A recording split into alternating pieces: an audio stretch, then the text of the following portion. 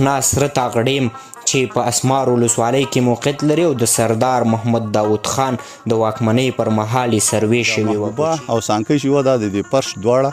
ښځې وې یوه دلته د محبوبې په دغه باندې به اوسېدله او بله به د سانکۍ کې اوسېدله په وخت سره دلته ټول خلک یې په پښتو ژبه خبرې کوي او خلک یې په علم مین خلک دي شاعران هنرمندان او لیکوالان پکې ډېر پیدا کیږي او خلک یې په بېلابېلو کارونو بوخت د محبوبې او د سانکۍ داسې خلکو به ویل د اجدادو به داسې ویل موږ ته واړه واړه وو چې دا دوه خویندې وې د یو نوم سانکۍ وه د یو نوم محبوبه وه نو دا سانکۍ پوره غاړه په دغه پوځي ځای کې دا نیغه د سانکۍ نه نیولې تر دغه میفر چې ورته وایي د دې ساحې پورې په ټوله کې د ججي په نوم باندې یادېږي او بیا په دې کې هم ډېر زیات کلي دي سلیماني تخت په نامه یو ځای هم شته چې ډېری وختونه اوس سیلانیان راځي او هغه تخت ته ځي تقریبا د اسمار ولسوالۍ دغه د زوړ اسمار کلي نه دي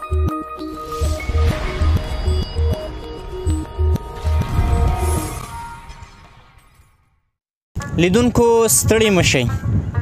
ورځې او شپې مې په خیر اظهار ارمان یم او نن هم د کونړ ولایت اسمار ولسوالۍ ته راغلی تیر ځل مو خپرونه په اسمار ولسوالۍ کې کلي وه خو دا چې د یارانو سره په بنډار راوتي دې ته جوړ نه شو چې د اسمار ولسوالۍ په تاریخچو وغږیږو دوستانو نن چې په کوم ځای کې موقعیت لرم او په کوم ځای ناست یم دا د محبوبې غونډۍ په نامه یادېږي چې په اسمار ولسوالۍ کې او په کونړ کې ډېره یو تاریخي غونډۍ ده او د دغې تر څنګ مخامخ په هغه ځای کې یوه غونډۍ ده د سانکۍ غونډۍ په نامه یادېږي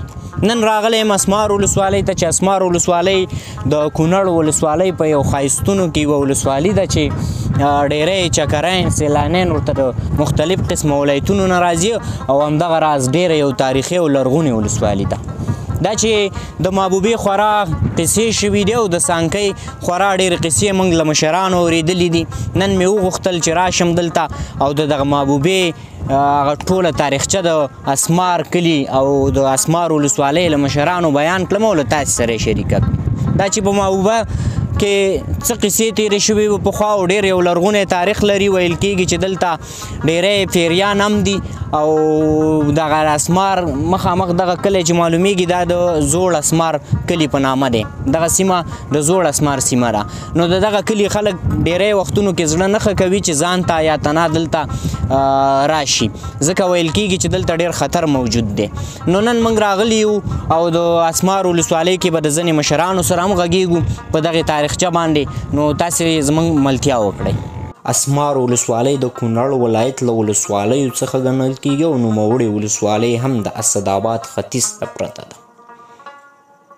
شاوخوا 910 کیلومتره مربع مساحت لري او 40 کلي لري د وروستیو معلوماتو له مخې یې نفوس شاوخوا 9545 اټکل شوی خلک یې په کرنه او مالدارۍ بوخت دي دا هم ډیورن سره ګډه پوله لري د برېښنا سره تاغړیم چې په اسمار ولسوالۍ کې موقعیت لري او د سردار محمد داود خان د واکمنۍ پر مهال یې سروې شوې وه که چیرې دغه بند تکمیل شي او جوړ شي تقریبا 2500 میګاواټه برېښنا تولیدولی شي او دغه بند چې د اسمار ولسوالۍ پر سیند یعنې د کونړ پر سیند موقعیت لري او د کونړ لوی سیند باندې دغه لوی برېښنا جوړېدلی شي اسمار ولسوالۍ چې په ډېری وختونو کې د بر کونړ په ولسوالیو هم یادېږي زیات خلک ورته د بر کونړ ولسوالي وایي هغه په دې خاطر چې په تیرو وختونو کې د شیګل اسمار غازي آباد او همدارنګه دانګام شولتن دغه ټولې ولسوالۍ یو وې او د بر کونړ ولسوالۍ په نامه یادېدله خو دا چې د وخت په تېرېدو سره شیګل غازي آباد دانګام دا جلا جلا ولسوالۍ شوې او اسمار ولسوالۍ ځان ته یوه ولسوالي پاتې شوه دوستانو دلته بیا نو په اسمار ولسوالۍ کې د سلیماني تخت په نامه یو ځای هم شته چې ډېری وختونه اوس سیلانیان راځي او هغه تخت ته ځي تقریبا د اسمار ولسوالۍ دغه د زوړ اسمار کلي نه چې تقریبا روان شي هغې ته پلي مزل دی او پلي مزل شاید 4 ساعته وخت ونیسي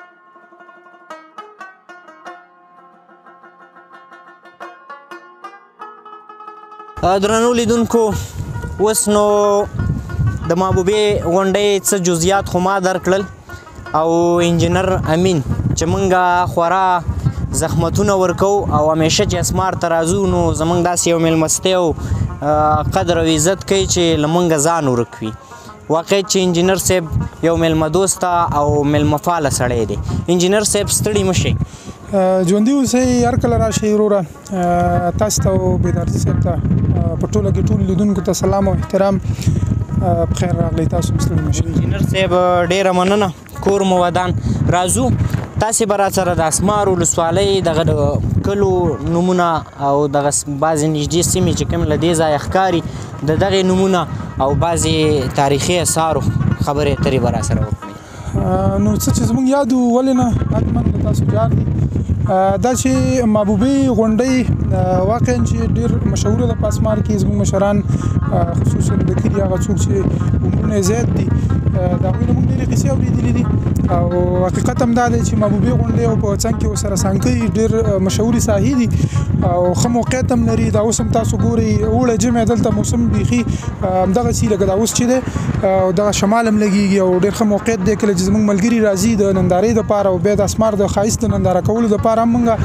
خپل ملګري چې دي اکثره دلته راخېږو او د دې ځای نه موږ یو انجوای کوو د ملګرو سره. انجینر صاحب ډېره مننه. دا به راته ووایي چې دغه مخامخ دغه کلي څه نوم دی؟ دا خو عموما د سانکۍ نه نیولې تر دغه میفر چې ورته وایي د دې ساحې پورې په ټوله کې د ججي په نوم باندې یادېږي او بیا په دې کې هم ډېر زیات کلي دي لکه د ماموندو چم ورته وایي او بیا د مولیانو چم او واړه کلي دي. نو دا په ټوله کې چې دی د ججي په نوم باندې یادېږي او مخامخ چې دی دا هم ډېر مشهور غر دی د چیشن په نوم باندې یادېږي چې ډېرې خوالې ناخوالې هم پکې شوي دي پخوا وخت نه او اوسه پورې چې زموږ په ژوند باندې او موږ لیدل نو په داسې یو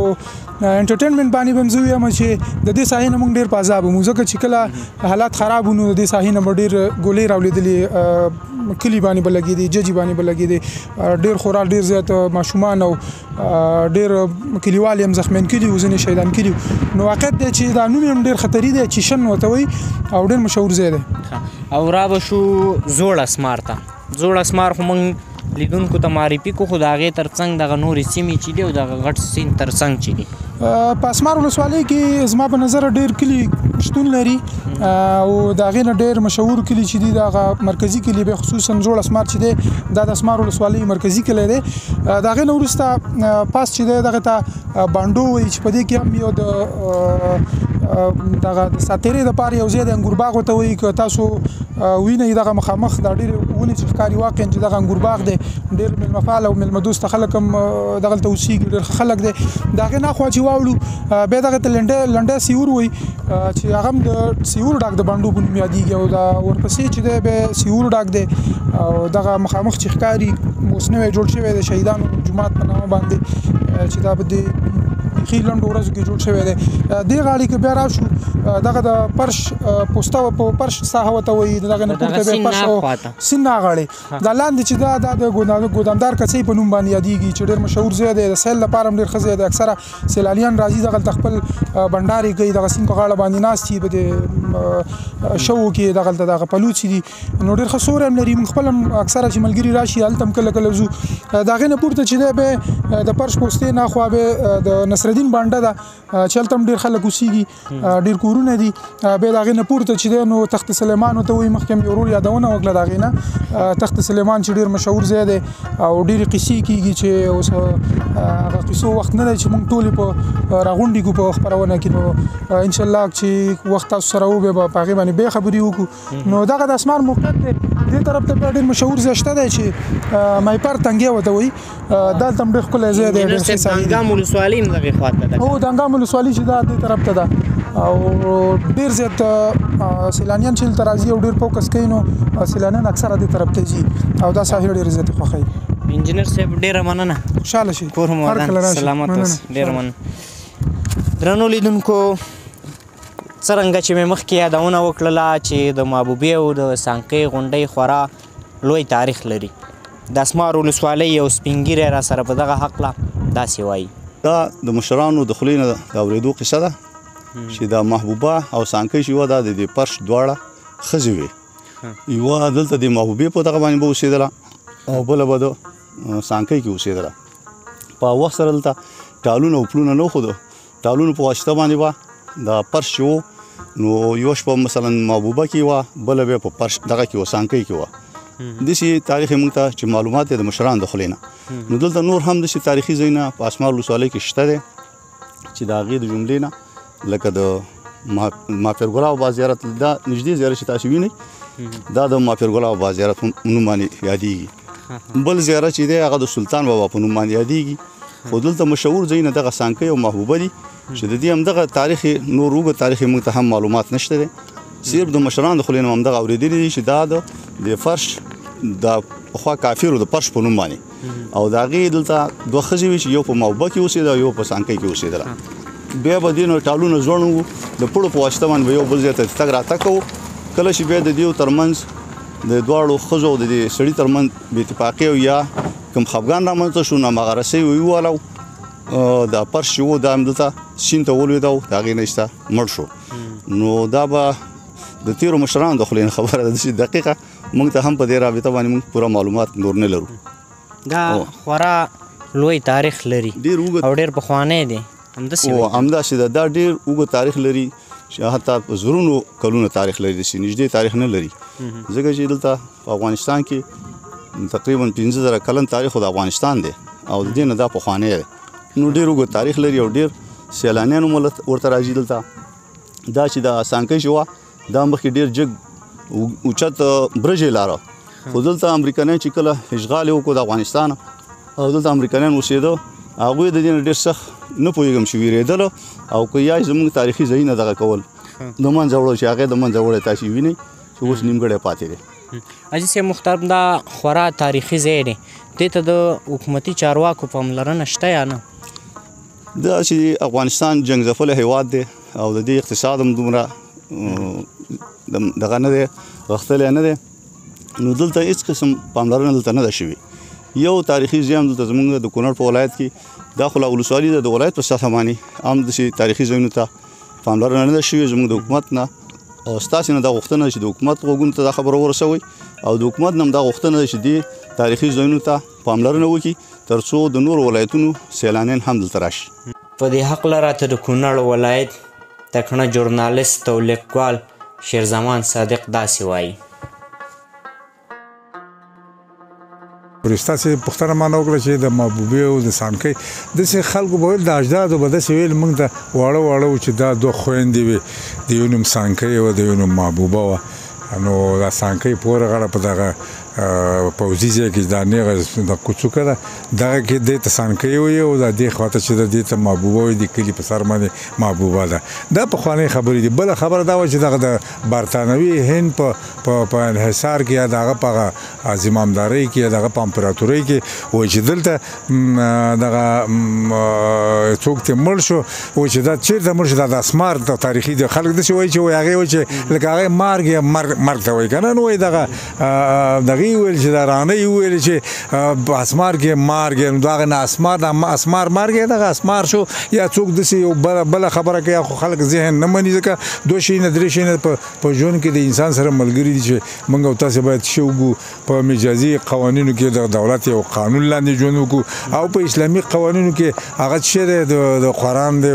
د نبي علیه السلام احادیث دي اجماع ده او قیاس دی دغه خبره زما قیاس ته نه پرېوځي چې لکه هغه چا چې ویلي هغه بیا دا خبر لکه مثال لکه د معنی دا لکه د آس په دغه باندې په وجوهاتو باندې مار نه نوتو نو آس مار لکه دا غلطه ده خو دغه بله خبره کوي چې په اسمار کې مړ شو هغه رانۍ کومه خبره کوي نو اسمار دغه او دا د محبوبې او د سانکۍ مسله موږ د خپلو مشرانو نه داسې پخوا اورېدلي چې دا دوه خویندې وي او یو نوم سانکۍ وه یو نوم محبوبه وه نو محبوبه دې غاړه ده په کلي کې ده او سانکۍ خواته دغه د پوځي ځای کې ده نو زه نه پوهېږم چې کوم به څه رقم به وي دا خبره داسې ماته معلوماتو نور راته نشته دوستانو اسمار ولسوالۍ خورا یو لرغونی لوی تاریخ لري او نن یې موږ په محبوبې او په سانکۍ غږېدلو خو متاسفانه چې علمي که مدرسي تاریخ مو ورته پیدا نه کړو یوازې د سپین ږیري یا د مشرانو د خولې خبرې راپاتې وي هغوی چې قصې یې اورېدلې وي او هغه مشرانو سره په ټوله ولسوالۍ کې وګرځېدو او د هغه مشرانو سره وغږېدو چې دغه قصه له نورو مشرانو اورېدلې وه او له تاسو سره مو شریکه کړه دوستانو اسمار ولسوالۍ چې ټول خلک په پښتو ژبه خبرې کوي او خلک په علم مین خلک دي. شاعران، هنرمندان او لیکوالان پکې ډېر پیدا کیږي او خلک په بېلابېلو کارونو بوخت دي. خو اوس په دغه وختونو کې پرمختګ کړی دی او د علم په ټاټوبي یادیږي چې د کونړ په سطحه خورا ډېر لوی لیکوالان پکې میشت دي.